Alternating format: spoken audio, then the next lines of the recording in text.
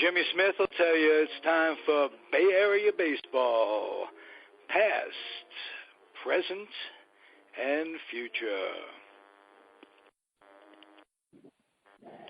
Bay Area baseball, past, present, and future.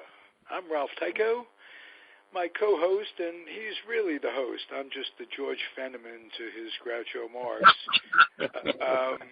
Timmy Haller, how are you, my man? This is our third time. Yeah, I'm doing well, Ralph. I hope you're doing good. You've had a good week. Everything's going good. Just before the show, we were talking about my whirlwind trip up to the Bay Area, and we laid Jimmy Davenport. Yeah, we laid the rest yesterday. So, rest his soul. That's it. What can you say? He lived a good life, and he was loved by a lot of people. And you really can't, no matter how long you live, what's important is the people that you touch when you're on the planet. And apparently, no one has ever said a bad word about Jimmy D. Ever. He's not the only person I know of that nobody's ever called an asshole. That's for sure. You know, there are a lot of people out there that have earned that tag. None of us are either. Few of us are lily white and shouldn't be at one time or another do assholish things, and sometimes to people that don't. That's their only view of you, so yeah, they're going to remember you as an asshole. But I'm talking about the preponderance of people remembered him as just a great guy, and in his case, everybody remembered him as a great guy. Sad that so few are left to attend his funeral. I mean, Lonnie is gone within the past few years. Bobby Bonds is gone. I didn't realize how close you guys were with Bobby. You want to tell me something about him that folks, me, I don't know. I knew his other son, Barry's brother, Bobby Jr. I knew him in the minor leagues with the Giants, and I became very friendly with him after a rocky start because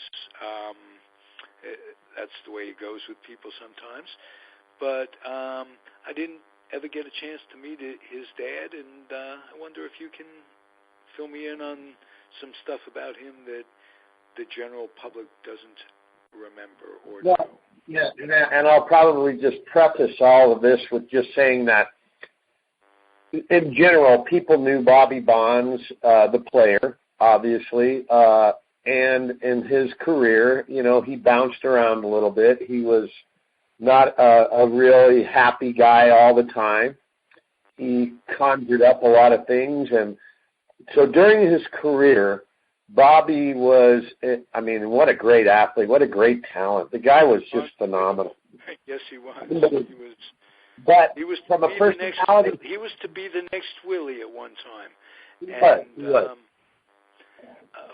Boy, I remember them trading him for Mercer, and I went, "Wow, that was a big deal."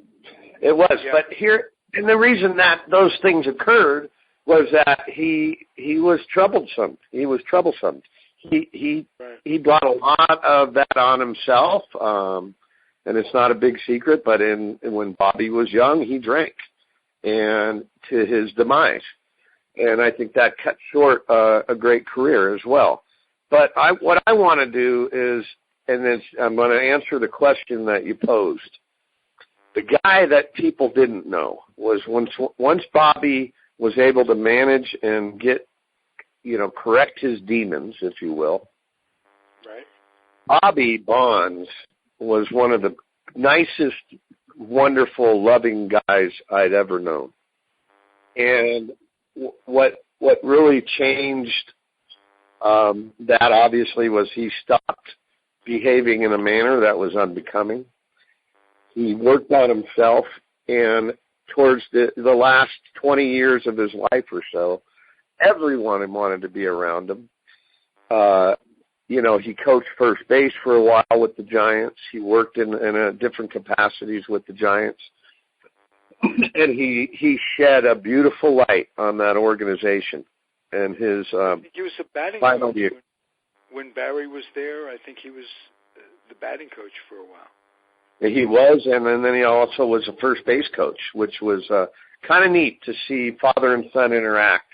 Because as I know Barry too, his dad was very important to him, and to have those guys be able to suit up together and represent the same club, I think that meant a lot to Barry too. But what Griffey and his son did, I mean, that's parallel in a way when you'd see them out there in the same uniform together. It's pretty cool. Indeed. Yeah, it's kind of something that's magical. It's a dream sort of come true, if you will. To have a father and his son either playing or working together, and at least in a baseball in a sport environment. And right in the middle of the two are Willie Mays, Barry's godfather.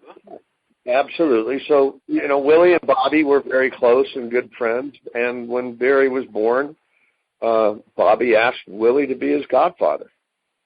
And, that whole relationship thing between the three of them. And then, of course, Willie and Barry's relationship is very entrenched, and they're, very close. Right. Do you know much about Bobby Jr.? I don't know a whole lot about Bobby Jr. I did see him yesterday. I didn't even make his acquaintance. There were quite a few people at this celebration of life for Jimmy, but he was attending. Barry showed up as well, and it was great to see him. I hadn't seen him in quite a few years, and he seems to be really well adjusted in his new role with Miami, and he seems to be pretty happy. He was engaging yesterday. But, of course, you got to remember the atmosphere is a little different. I know that when Barry was playing, he was tough to get along with, especially if you were a member of the media. Some of his teammates, they didn't seem to always get along. He's got a public relationship things going to repair his image a little bit. I think his goal is to get into the Hall of Fame. I mean, I couldn't dispute that. I really couldn't. I think at the end of the day, though, whatever the powers that be, the sports writers, guys that vote on that, I think Barry deserves to be in the Hall of Fame. The thing that makes me cringe, though, of course, is that whole generation of ball players, that era. We don't really know how many of them, and we know it's the vast majority of them, used performance-enhancing drugs. And regardless or not, everybody is complicit. Management is complicit. The trainers, the minor league trainers, the ownership, general managers. I mean, they made big bucks in the 90s coming back from that strike, based on Sosa, McGuire, Barry, Will, Canseco, and remember the old slogan, home run hitters get the babes, or this, that, and the other thing. Not much different from the Ralph Kiner thing. Home run hitters drive Cadillacs when you stop to think about it. Yeah, exactly, and they do, and it's an exciting part of the game. The home run absolutely is breathtaking, and I think the majority of people love to watch a ball leave the yard. I mean, that's something it's majestic. It's magical when that happens. So that being said, okay, and even pitchers were using steroids, as we know. Clemens and some of the other guys were doing it as well. Now that being said, they were all on an equal plane back then. So let's recognize them in that era as being the best of that group of guys because they were all doing something. So why not? But then it was interesting to me that Griffey, this very week, Ken Griffey Jr., came out. He's been elected to the Hall of Fame. Allegedly, Barry started using drugs just about the time Griffey was coming up and all this. Griffey said Barry should be in the Hall of Fame. And I got to agree with him. I really do. I mean, from a number... He may have been one piss test away from getting caught himself. Who knows? There's this thing hanging over the entire generation of players, and you know what? It ain't over. There are guys getting busted. The Mets closer, Mejias, has been suspended 3 times now. He's got a lifetime suspension, which can be appealed, of course, but it's still got to be going on. You still got chemists coming up with these masks and trying to stay one step ahead of the testers, and I don't think it's over completely. I don't either, but there is a wonderful saying that I like to employ in my life, and I share it with people that I do, work with and for. Do whatever you want. Do whatever you want as long as you're willing to pay the consequences. Yeah. Now, right. When we come down to some decisions that we have to make in our life, whether it's do I pay the house mortgage or do I buy a new boat instead? And if I choose to get the boat, well, I'm going to have difficulty keeping my house. Okay, so that's a good example, but it also is if I choose to take this HGH or this some cream or whatever it is.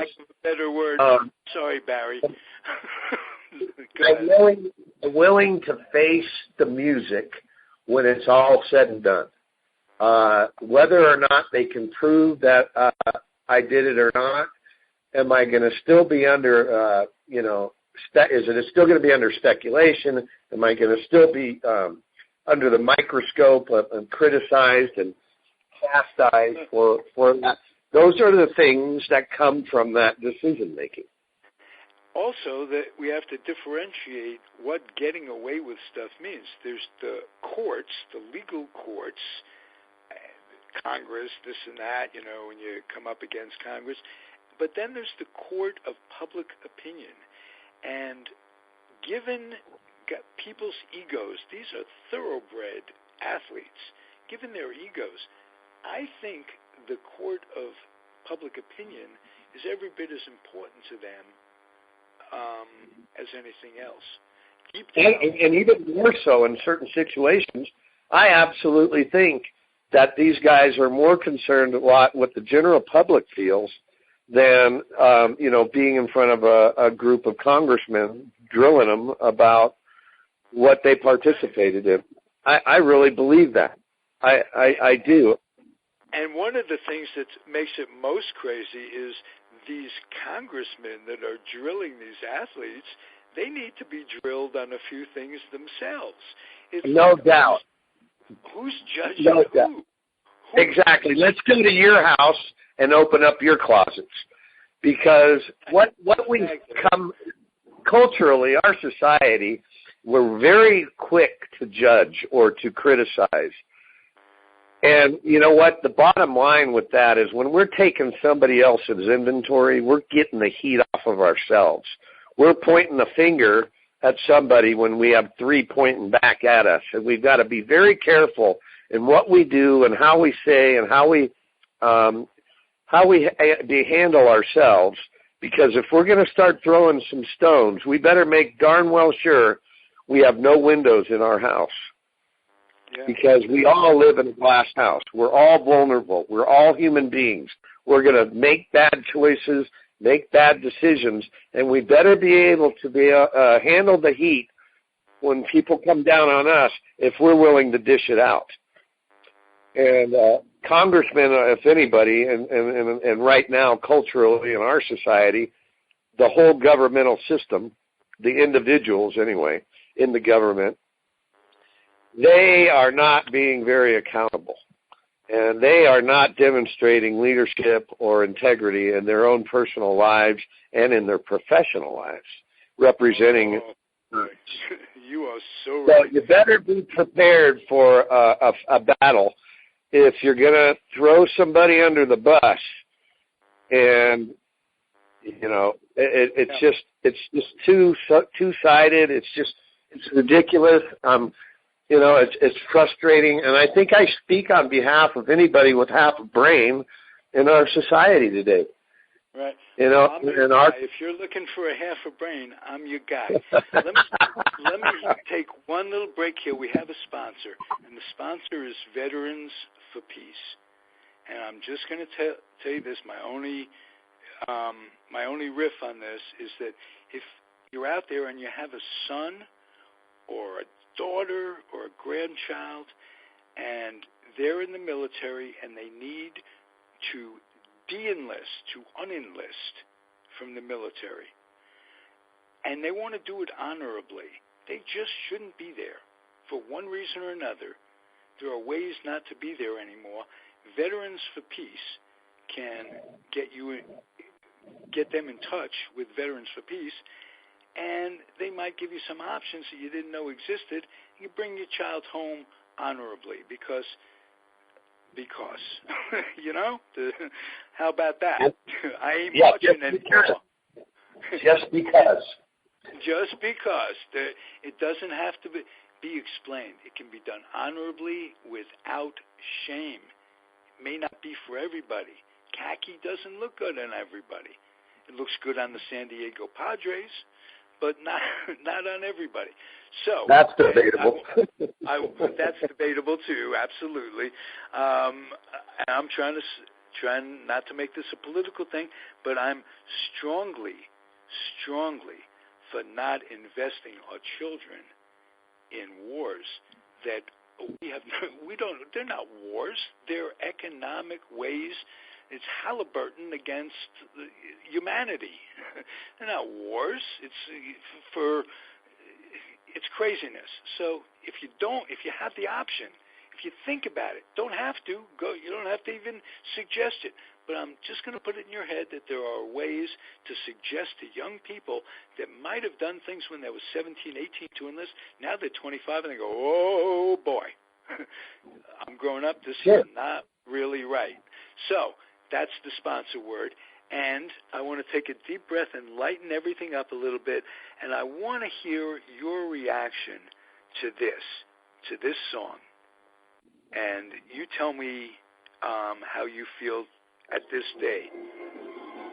So I say D, I say D-O, D-O-D, D-O-D-G, D-O-D-G-E-R-S, team, O. I say O-M, O-M-A, O-M-A-L, O-M-A-L-L-E-Y. Oh, really? No, O'Malley. Sandy Colfax, all my drives there, Maury Wills, I love you so. And we defy the J-I-N-J-I-N-D, J-I-N-D-S, Shine, Level, Orlando, Cepeda, is that bat with the bases jammed, Orlando, Cepeda, with a wham, bam, he hit a grand slam in the very first inning, but it's only the beginning. In the third, like a bird, we get 2 on and away, then fairly hits into a double play. Here comes Big Frank Howard, just a ree. Boy, what a swing! Strike 3. Odem B-U, B-U-M, B-U-M-S. Them bums, them. Drive bums, oh, they may be bums, but they're my bums. Top of the fifth, say, hey, Willie Mays hits a three-bagger down the right field line. But he's out trying to stretch it to a homer as Roseboro tags him on the bottom of the spine with the crack you can hear all the way back up to San Francisco. Open your hospital! Inning six, Maury Wills draws a walk. In the coach's box, Leo DeRosa starts to wiggle and to twitch. A signal? No, an itch. Go, Maury, go, Maury, go, go, go. Maury goes, the catcher throws, right from the solar plexus.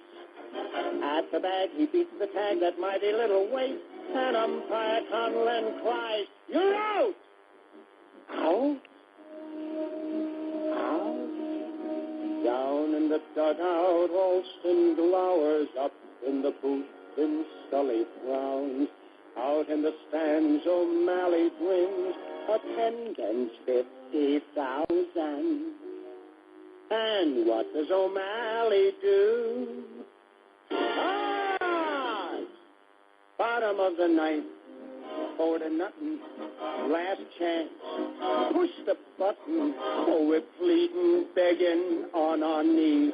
Come on, you Flatbush refugees. Maury Wills at bat, hit it for me once. Stu Miller throws, Maury bunts. Cepeda runs to field the ball and Hiller covers first.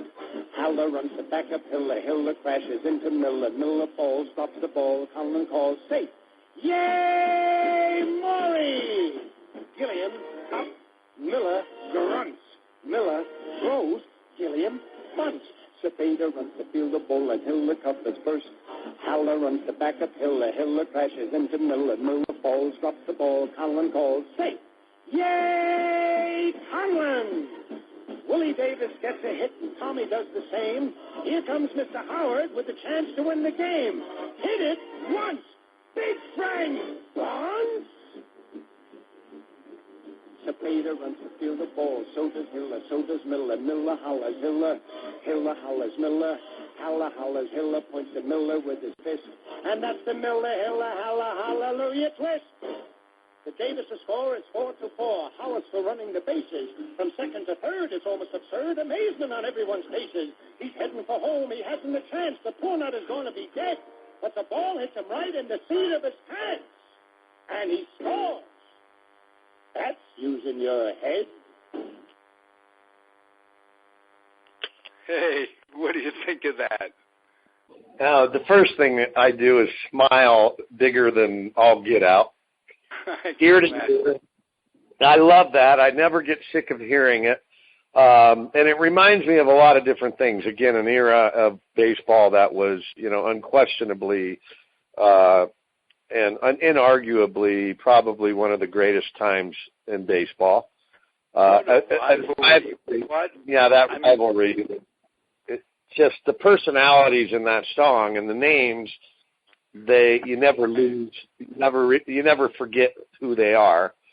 But knowing, and then from a personal standpoint, hey, my dad is a big part of that song.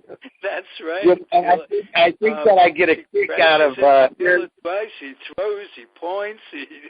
Your dad is a big part of that song. I knew you'd like that, of course. Yeah, and I love the whole hallelujah thing, and over the years, the Howler clan we've sort of butcheredized the lyrics and said hallelujah to everybody we meet. Instead of saying hallelujah, we say hallelujah. Right. We have a lot of fun with it. Yeah. Did your dad play under O'Malley when he was with the Dodgers? Was O'Malley still? Oh, absolutely, and that's why it made it such a special time for us and the family. When the O'Malleys, when Walter owned the club and Peter also was a very big part of it, his son, the Dodgers were a completely different organization back then. And very much like the Giants still are. And they were very family oriented, very personable people. And that's why they were successful. And that's the bottom line. When you care about the people that support your club, right, and you care about the people that play for your team, that's when it's successful. And we can look pretty strongly and critically of the Los Angeles Dodgers baseball organization since the early 90s. And say to yourself, yeah, there's something void here. There's something missing. And it's that void is getting greater and greater. I mean, it's gaping. It's a gaping hole now because they've lost that sense of team. It's about personalities. It's the money, the deep pockets that they have. I think they've lost a lot in terms of just realizing what they need to do in terms of development with your young players. Man, I can remember how many years in a row they had Rookies of the Year. Every year they'd bring up a guy and absolutely, Fever, and all of that is gone to the wayside, and it's even grosser today. It's far bigger, with Magic Johnson being your face of your organization. And I don't have anything against Magic Johnson, the basketball player or the person, but he has no business being around baseball. His thumbprint is all over basketball. And what they're doing is they're making a mockery of celebrity and such. And the Dodgers are nothing what they once were. And it's sad because when we were there, when I was a kid, it was a great place to be. Dodger Stadium, man, that is a temple. It is still probably as beautiful a park, and AT&T is absolutely fantastic. There's no question about it. It's a jewel. And, of course, Wrigley and Fenway. But the Dodger Park gets very little press compared to those three nowadays, and it's still immaculate. It's a beautiful park. And it's beautiful. And they have Vin Scully. I mean, just that he's still with us, and something about that voice that transcends Los Angeles back to Brooklyn, which and I'm always looking to do in my head, because you know that the New York Giants, well, you may not know that they were my team when I was a kid growing up, and when I was 11, they moved to San Francisco. And sure. I've had a love-hate relationship with them ever since. I mean, I'm an apologist. It was crazy for me when the first year the Mets came in. Was the year the Giants, in '62. And it's been tough having two children, so to speak, over the years. I can imagine it. It must be tougher for you having the Giants and the Dodgers, given their rivalry, in your hearts on some level. Well, I think there was a time when it was like that. I think that it was up until the late 80s, sure. I had great respect for the Los Angeles Dodger organization. But since new ownership, and they've changed hands a few times now, this is, I believe, the third owner since they sold to the O'Malleys, that quite honestly, I think they're an embarrassment. I really do. I think it's more Hollywood and flash than anything else. When it comes down to, for me, it's the important thing is what are you doing between those white lines? And the Dodgers haven't put a good product out there in quite some time. But let me just say this a little bit, because we started this whole thing in discussion about Vin Scully. I mean, what an incredible voice and what an incredible broadcast. I mean, his ability to tell a story and using baseball, that was his platform. I don't think that there's been some great broadcasters.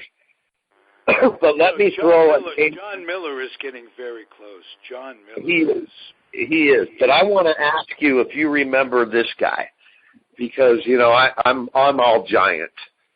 Right. And And my guy before Lon really became Lon Simmons was Russ Hodges.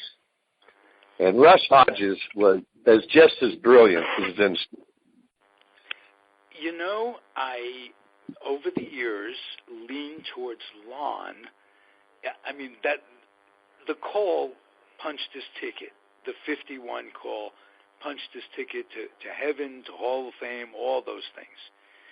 But Lon was so self-effacing and so cool that he, in my mind, he was a better broadcaster. I very much like Russ Hodges. I liked his writing. He wrote a book called My Giants when I was a kid. Baseball literature wasn't like it was today, where it was tough to get good books. My Giants was one. Long Season, Jim Brosnan, a few of Veck is in Rec, but he wrote and just what it was like to announce the Giants, and I liked him. Hank was one of my favorites too. As long as we're talking about, he was phenomenal. He was. You know, we've been very fortunate. Oh, absolutely. We've been really, Bill King was an incredible broadcaster. And he gets a little bit pushed off to the side because of these other names that we're mentioning. But Bill King was phenomenal. Phenomenal. And he was the third man in the booth the first year the Giants moved out here. They had Russ, Lon, Bill King, and the show was produced by the owner of the Warriors. I can't at the time, the guy with the hat. I can't think of his name. Franklin Muley. Franklin Muley. He also produced that radio show. But before I forget, an underrated Giant broadcaster, Ron Fairley, told a nice tale. He was very much like Red Barber and in kind of a homey Midwestern sort of way. And I agree with you, and I think that Ron, he was very polished too. Right. Given that, and it brings me back again to another very good broadcaster, Ross Porter, who worked with Vin for so many years. He was exceptional as well. So we've been really blessed here on the West Coast to have some great announcers. Jerry Coleman with the Padres was another great. Jerry Coleman was a very wonderful gentleman. And they had their own unique styles, and that's what made them so exciting. Right. And Jerry Coleman and Phil Rizzuto shared the same holy cow thing as Harry Carey. There was another thing they shared too. I don't know if it was holy cow with Jerry Coleman, but hang a star on it. That's what Jerry Coleman would say. Hang a star on it after a phenomenal play or a walk-off home run or something to really highlight that particular guy's play. And speaking of announcers, I got to tell you, when I'm a kid growing up in New York, the Giants left. There were a lot of doubleheaders in New York. Red Barber was a part-time Yankee announcer. He had a heart attack, comes back. Anyway, he's doing these shows with these Yankees. For instance, Tony Kubek. He'd have these in-between game shows, and Kubek was very articulate, went on to a career. You're in New York, it's a different thing. Things happen for you. And so I saw announcers develop. I saw Phil Rizzuto, saw and listened to Phil Rizzuto when he wasn't a caricature of himself. I'm going home early, white, this and the other thing. He was an excellent announcer with a good voice back then. So in my lifetime, I've had great announcers, and as a kid, I'd always rather listen to a Dodger. I was a Giant fan. Much rather listen to Red Barber than Russ Hodges. In answer to your question, it's all a matter of preference, and I enjoyed it when Lon would come on, and I also enjoyed, and then I'm going to let you take it as far as you want to take it, when in big moments, Lon would always give the mic to younger announcers. If there was a big home run to be hit or this, that, or a big moment in the game, at the end of the game, he had no ego, Lon. And I'm going to tell you one more funny, quick story. I live in Alameda for a long time. Lon lived out on Bay Farm Island in Alameda, and there was a Safeway out there. And I must have run into him 11 times over the years. And I could not, I just couldn't say, what are you going to say? I wanted to be an announcer when I was a kid, in a voice. When you had Lon Simmons in the voice, it took me one time. I think I went up to him. Oh yes, nice to see you. Oh, thanks for the. But I looked at announcers just like kids look at players. Oh, sure. Awe. And getting back to Hank too, he was terrific, very underrated. With all of them, we've been blessed. And if I'm leaving it, Dwayne Kuiper, Krukow, Fleming, how many? And on the other side of the bay, with probably now the best pipes around is Ken Korak, and he's been a guest on my show a number of times. A gentleman. I go way back with him when he was announcing in Rohnert Park, and I was the Topps representative in the California League. And did you get a $5 check when you played minor league ball, Tim? I still have it, and I ran across it a couple of weeks ago. And I'm getting ready to have it matted and framed. Beautiful. They used to call it stake money, and I was the rep that would go to the minor league teams, and the goal was to sign everybody, because at one time or another, they slighted Maury Wills, did Topps, when he was in the minors. He was in the minors for a long time, and they said, well, we're not going to waste renewal money on this guy. And they never signed him to a Topps contract, and all of a sudden he makes the big leagues.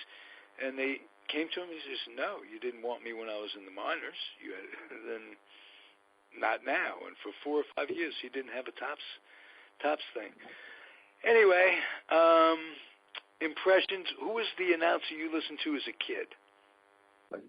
Oh, it was Lon. Lon, of course, and even as I got older and wasn't able to get to the ballpark, or when they were on the road, the Giants were, I just, I'd lay in my bed late at night, go to bed, but I'd have my radio on.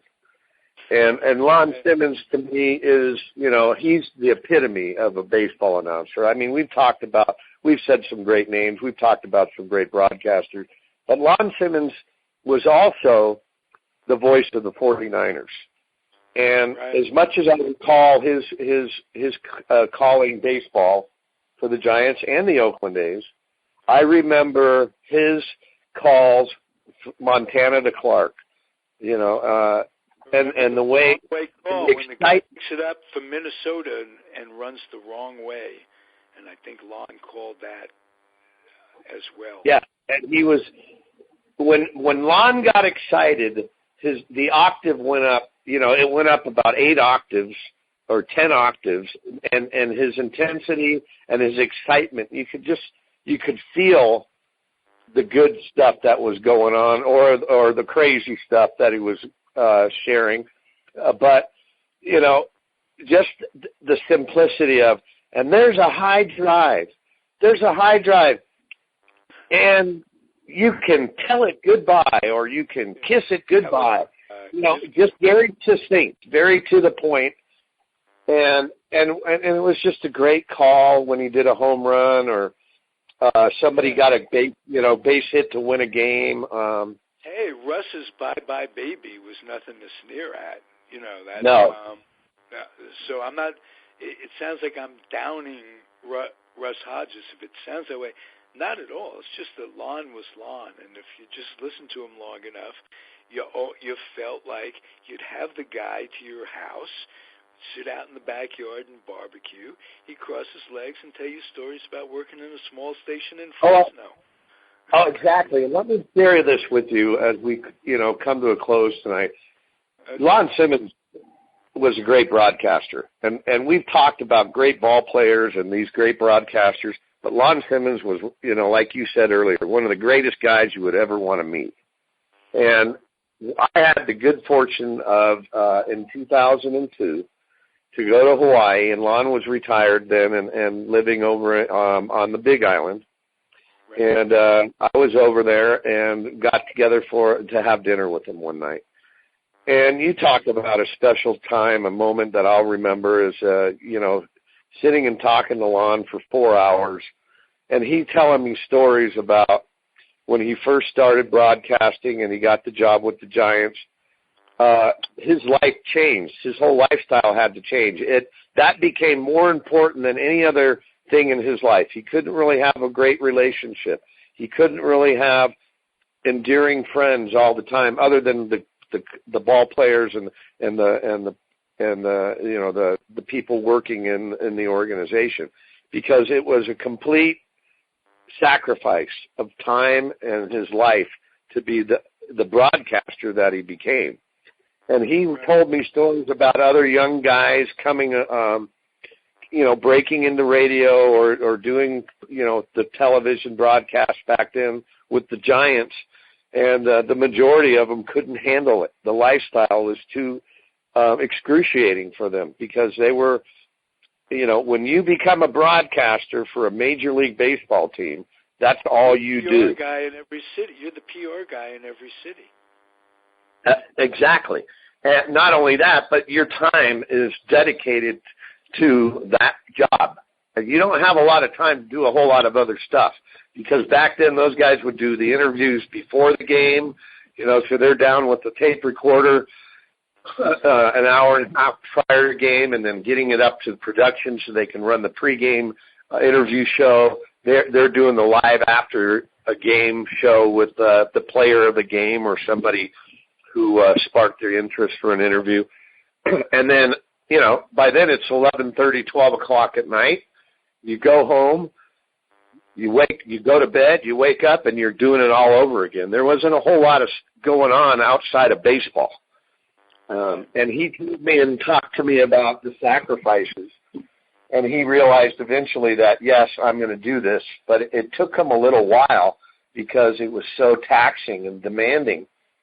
But he loved broadcasting more than he had any other interests, for that matter. And I found that to be interesting because after all those years and he'd retired, you never really got to know him other than what he did. And when I got to know the guy, the real person, and I knew him because of him and Dad being so close with each other, but he was just a sweet, wonderful, endearing guy, and that's just another guy up for the Giants organization and how blessed they are to have these great personalities a part of their organization. Wow, Timmy, you lived a blessed life yourself, being among them, and of course being the son and nephew of Tom and Bill Haller, baseball people all the way, and well-respected baseball people, not just for their baseball, because of the kind of people they are, and the acorn doesn't fall far from the tree, as they say. Thank you, Timmy. You're the best. Okay. Hey, Ralph, I'm working on getting Lasky on so we can let our fans know out there that there's a good potential of having Bill Lasky with us next Saturday. That would be terrific. And I want to talk a little A's too, minor league stuff, spring trainings here. I want to know who you like, who you don't like. In preparation for this, I came up with a stat that's going to knock you out. Cueto and Bumgarner have incredibly low lifetime whips. And whips are hits and walks per 9 innings and combined. And if you can keep it under 1.2, and you're a starting pitcher, you have 2 starting pitchers that way, because nobody knows what's going to happen with wins and losses, errors, lousy fielding, this, that, and the other thing. If you keep your whip down, you're in good shape. So just want to tell you, you got starting pitchers with 2 starting pitchers with whips under 1.1, or, under 1.2 certainly. So it's going to be a good year for the Giants, I think. And it's an even year too, Rob. It's an even year. Yes, that's right. And they're gone from New York even longer than they were last year. It's an even year. That's how my even years were. They're even gone longer, and I'm a little older. But so are you. You're right behind me, youngster. And I know. I just had a 53rd birthday on Thursday, so you can't hold that against me. No, you made it this far, and what Yogi say? 80% of it is surviving, or whatever the hell he said. He said a lot of things he didn't say, right? Thanks, Timmy. It's always fun. I'm going to end it in a nice professional way, just telling everybody to keep on keeping on. Remember that life is full of roller coasters, up, down, over and out, shaking a lot. So you got to keep it nice and steady on the road. Don't get too high, don't get too low. It's always going to be a better day tomorrow. Thanks, everybody. Thanks, Timmy. I'm loving this. Take care, Ralph. Take care, everyone. Right.